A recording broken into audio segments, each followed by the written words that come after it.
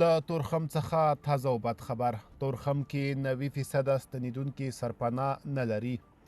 له پاکستان څخه افغانستان ته د ستنېدونکو افغان کډوالو په اړه د اسلامیک ریلیف نوم یوې نوې غیر دولتي ادارې لخوا د یوې شوې سروې موندنې ښایي چې ستنېدونکي کډوال د سرپناه، خوړو، زده کړو، روغتیایي خدمتونو او د څښلو پاکو اوبو ته لاسرسی په برخه کې د جدي ستونزې سره مخ دي. دغه سروې چې د ننګرهار ولایت د تورخم په ښارګوټي کې د 315 ستنې شویو کډوالو 63% سړو او 30% ښځو سره د مخامخ مرکو پر بنسټ ترتیب شوې د یکشنبې په ورځ نومبر 19 لړم 28 خپره شوې ده.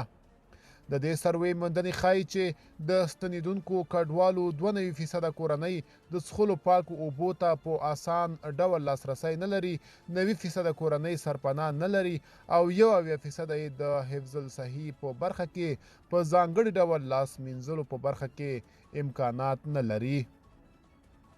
په دغه سروې کې ویل شوي د کورنیو 83% چې مرکې ورسره شوي ویلي چې په ورځ کې له 2 وختو کم خوړو ته لاسرسی لري، 90% ویلي چې بچیان یې زده کړو او د زده کړو وسایلو ته لاسرسی نه لري. همداشان د ستنې شویو کورنیو 98% یې ویلي چې د خوندیتوب په برخه کې اندېښنې لري. د دې له ډلې 38% ویلي چې د خپلو ماشومانو د ساتنې 1% د عمر خوړلو کسانو